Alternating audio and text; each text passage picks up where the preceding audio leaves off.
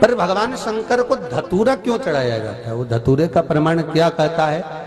तो शिव महापुराण की कथा में रुद्र संहिता के अंतर्गत महाराज अगर आप पढ़ेंगे तो उसमें व्याख्यान वर्णन मिलेगा कि मनुष्य के जीवन में प्रतिदिन असत्य बोलने में आता है।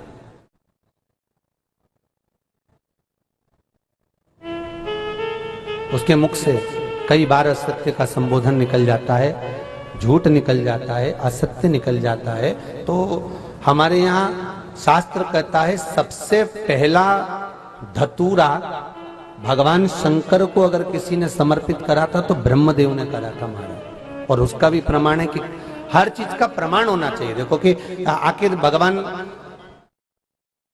के मंदिर के पीछे क्यों नहीं प्रणाम करते, तो उसका भी प्रमाण होना चाहिए। कि कोई आपसे पूछे तो आप बता तो सकते हो, केवल कथा के माध्यम से नहीं, आप उसको बता सकते हो कि ये कारण है।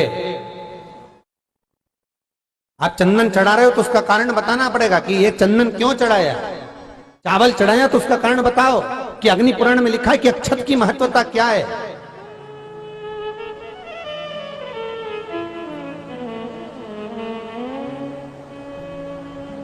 बेलपत्री चढ़ा रहे हो तो शिवलिंग का प्रमाण वर्णन करना पड़ेगा, लिंग पुराण को उठाकर बोलना पड़ेगा कि ये पार्वती का प्रतिबिंब है, ललिता जी का प्रतिबिंब है, सती का प्रतिबिंब है। एक एक चीज को आज के समय में अगर आप किसी को कोई राय दे रहे हो, कुछ बता रहे हो, तो प्रमाणित करना पड़ेगा कि ये आपको यहां से इसका वर्णन है और आपको ये करना पड़ेगा, उसके अनुसार ये कर्म है। तो शंकर भगवान को सबसे पहला धतूरा भगवान ब्रह्मा ने चढ़ाया था। जिस समय भगवान ब्रह्मा का सिर कट चुका था, अभी आप आगे कथा सुनेंगे, ब्रह्मा का जब सिर कटेगा उसके बाद जब वो स्तुति करेंगे तो देखो भगवान शंकर को प्रसन्न करने के लिए धतूरा चढ़ाएंगे। शिव जी उनको कहते हैं ब्रह्मदेव ये धतूरा आपने मुझे चढ़ाया है। और क्यों चढ़ाया? क्योंकि आपने असत्य बोला था, उस असत्य को नष्ट करने के लिए आपने मुझे धतूरा समर्पित करा।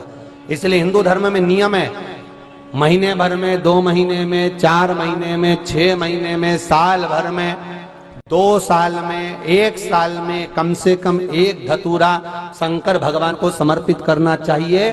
जिस दिन धतूरा समर्पित करो उसके पहले जितना समय निकला उसमें आपने अगर झूठ बोल भी दिया हो तो भगवान शंकर उसको नष्ट कर दें, इसलिए उस धतूरे का समर्पण होता है।